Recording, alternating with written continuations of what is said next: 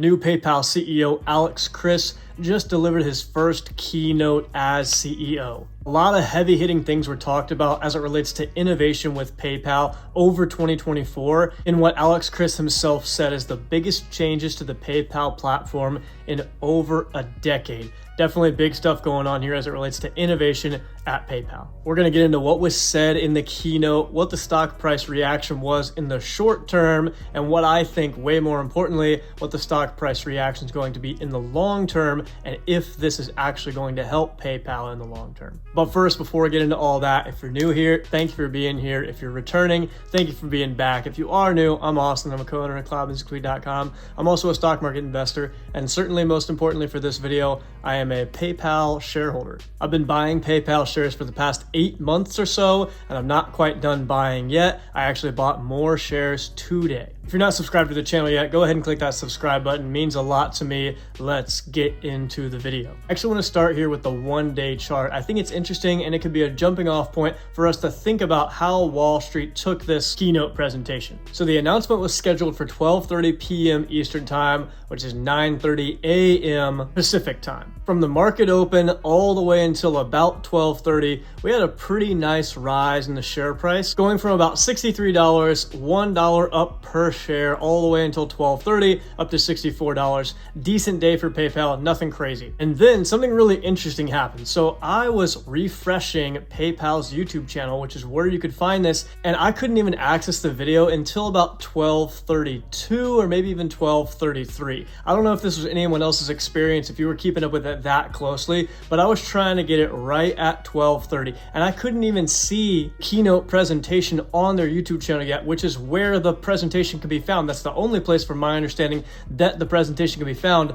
But right at 12:30, the stock dumped over $2 a share. I hadn't even seen the first second of the keynote speech at that point. Then by 12:34, the stock was already down to $60.55, and then the pain just accelerated from there. There was a tiny little pop and then an insane dump all the way down to the low $59 range. We've recovered a little bit, came up to the $61 range, and now we've settled around $60.24 as of recording this video. We'll see how it all shakes out through the rest of the trading day and in the afters today, but definitely a negative reaction in the short term to PayPal's keynote from Alex Chriss today. So not to be a conspiracy theorist or anything, but it seems like this was somewhat planned. It was a planned dump of shares because right at 12:30, the stock was already plummeting. And then the selling pressure just increased from there. So it seems like this was planned. They didn't have the time to take 12 minutes and actually see what's going on here. This seems like algorithmic trading, automatic sells right at 12:30. Very interesting. I'm not sure what Alex Chriss could have said inside of this that would have gotten PayPal excited. PayPal is still a stock that is not loved by Wall Street right now, but right now it's loved by retail. Retail is not what moves the stock price. Retail did not sell the stock and move it down 6% in the course of about 10 minutes, right? That was definitely Wall Street doing that. Big money's doing that, not the small investor like you and me, not someone who has 100,000, 200,000, even $1 million in the market. They're not moving PayPal 6%, a $65 billion market cap company. They're not moving it that much in a 10-minute span, right? So now let's get to the bulk of the keynote itself, what I think about it, what was inside this keynote, and how I think it's going to affect PayPal stock price moving forward. The amount of times that they said AI or artificial intelligence inside this keynote was a lot. Given the crazy 2023 we had with all the hype around AI stocks, if PayPal would have come out with this keynote 6 months ago, 9 months ago, I think the stock price reaction, literally just because of the amount of times they said artificial intelligence, would have been a 10, 12, or 15% move upward in the share price if they would have done this 6 to 9 months ago. That's how crazy some of the AI hype and excitement was getting in the market last year in the middle of 2023. But we're not in those crazy AI bubble times. A lot of that has chilled out in a major way. So clearly them saying AI didn't get the street super excited. But there were a lot of things to get excited about inside this presentation, and I'm kind of surprised that Wall Street sold off so heavy. So let's get into it. The first one is all about transforming checkout. They're making changes to the checkout process to make it much quicker. They said that they can reduce latency, meaning delay, by up to 50%. And they claim that these changes are going to enable customers to check out twice as fast. That's nice to see. It's not a groundbreaking thing, but the less friction, the better, especially as it relates to payments. Next thing they announced was Fastlane by PayPal, which is a guest checkout model. They're building and rolling out the ability for a merchant to use this Fastlane by PayPal so that customers don't have to make an account with that specific website, with that specific retailer. This seems a lot like Apple Pay to me, and I know that a lot of people don't use Apple Pay. Not everyone's in the Apple ecosystem, and even those who are in the Apple ecosystem, a lot of them don't use Apple Pay. But when I was buying my squat rack and my barbell and all the plates that go on the barbell and all this for my home gym, I was going through Rogue Fitness, right? I did not want to make an account with Rogue Fitness, so instead I Apple Paid the whole thing. It was literally one click and done. I ordered an entire squat rack with a pull-up bar, Ohio deadlift bar, etc., all this stuff with one click. It was really nice. I probably still would have bought what I was going to buy from Rogue Fitness if they didn't have this Apple Pay option, but it certainly made it way more frictionless, and I see PayPal doing the exact same thing here with Fastlane. And I think Fastlane's actually a big deal because it addresses some of those concerns that Wall Street has been talking about, where they're saying Apple Pay is going to kill PayPal because of this reason, that reason, and this reason. One of those is because of ease of checkout. Now we have Fastlane. A lot of these merchants can choose to use Fastlane and compete in the exact same space with Apple Pay in the exact same way that Apple Pay does it. I think this is a great move by PayPal to address some of those competitive concerns from Wall Street. Next thing they introduced was smart receipts. And I think this actually might be the thing that drives the most amount of conversion of all the innovations that they talked about. So to encourage and to incentivize repeat shopping from the same merchants, on your receipt from PayPal, you will get a recommendation for what you might want to buy based on artificial intelligence and machine learning, what you might want to buy from that company on your smart receipt whenever you go to track your package, check your receipt in your email. And he even gave some statistics around how many receipts are opened on a daily basis and how this new tool might help merchants get repeat customers. So not only on this receipt are you going to get a recommendation for another product that you might want to buy from the same merchant, but it's also going to give you an offer inside of that. And in the presentation, it said get 5% cash back on this purchase if you basically use this link right here and click this and buy this extra item from this merchant or buy this follow-up item from this merchant based on the things you've purchased in the past. With 45% of PayPal customers opening their email receipts every single day, this has the opportunity to drive a lot more growth and a lot more repeat buys to merchants that use PayPal. And like I said a second ago, I think this innovation specifically might be the one that drives the most amount of revenue and the most amount of conversions of all the 6 tools they talked about innovating here. Next one is the advanced offers platform. And I think this is pretty cool as well. It just depends on which direction they go with it and how many merchants really choose to use this. So merchants who use PayPal could use the advanced offers platform to send very specific recommendations and offers where they can get 1, 2, 3, 4, 5, or maybe even 10% cash back on a particular offer that's basically sent straight to that consumer.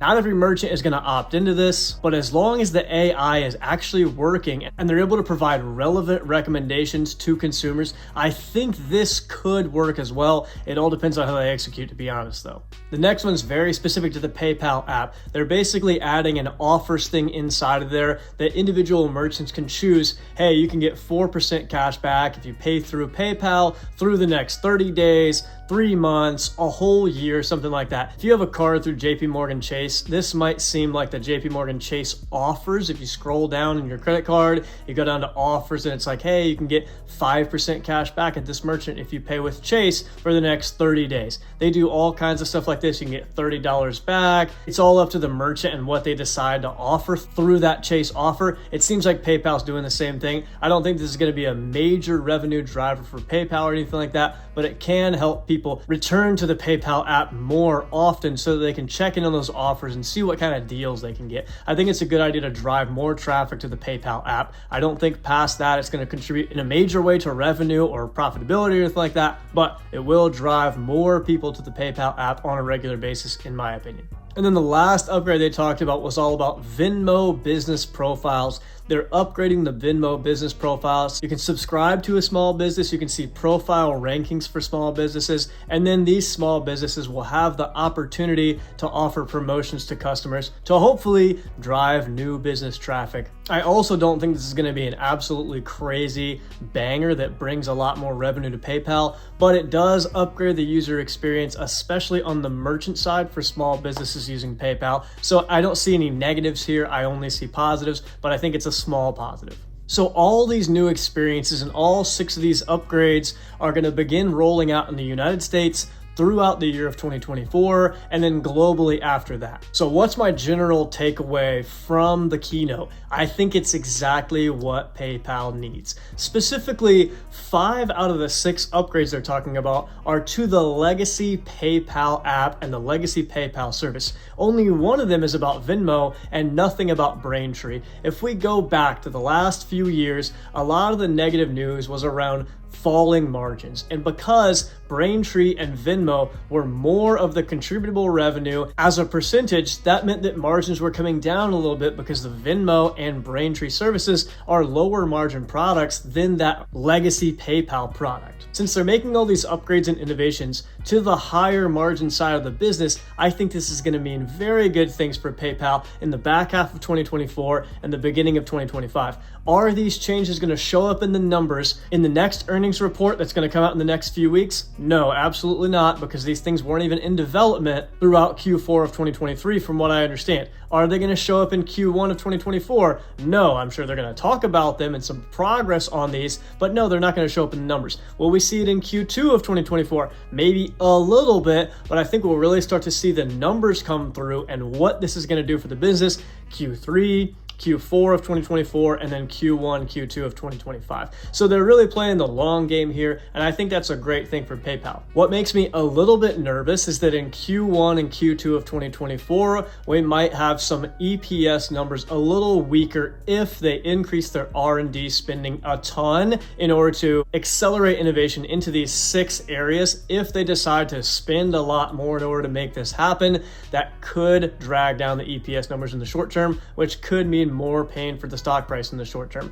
But overall, in the long term, since I'm not holding this stock for the next 3 months, I'm holding this stock for the next 1 to 3 to maybe 5 or 7 years. It all depends on how the story plays out. But since I'm in this thing for the long term, I really don't care all that much what happens in the next 2 quarters. To be honest, I'd be okay with the stock staying flat, moving up a little bit, moving down a little bit in the next few quarters, so I can keep on picking up shares at not a crazy price. 60, anything under 65, 55, I'm going to be loading the boat. But to sum it all up, I think this was a great keynote, and the fact that 5 of the 6 innovations are around the higher margin product, I think that's a really good thing. And I think Alex Chriss understands that margins getting in a better spot for PayPal is going to move the share price higher over the medium term and long term. This is exactly what PayPal needs. They needed to innovate. PayPal is kind of seen as this like dinosaur of a company. For them to get some innovation and some excitement around the company, excitement around some product innovation is going to be huge for investor sentiment and honestly consumer sentiment. Getting people back on the PayPal app, seeing new things on Venmo, seeing new things on the PayPal app is going to be exciting. And even more importantly than that, getting more merchants excited about using PayPal even more and using more of PayPal's services, using PayPal as a checkout option if they don't already. I think some of these innovations might get merchants really excited to use PayPal if they don't already have PayPal as a checkout option. As always, I want to hear your thoughts in the comments. Let me know what you're doing with PayPal. Are you buying the stock? Are you selling the stock? Do you think this was a great keynote, terrible keynote? What could he have done better? What would you have liked to see if you didn't like the keynote? What did you want to see that you didn't see? I definitely want to hear about it down below. Let me know your thoughts. One of my favorite parts of posting here on YouTube is looking at the comments, responding to the comments. Thank you so much for being here. Have an amazing day.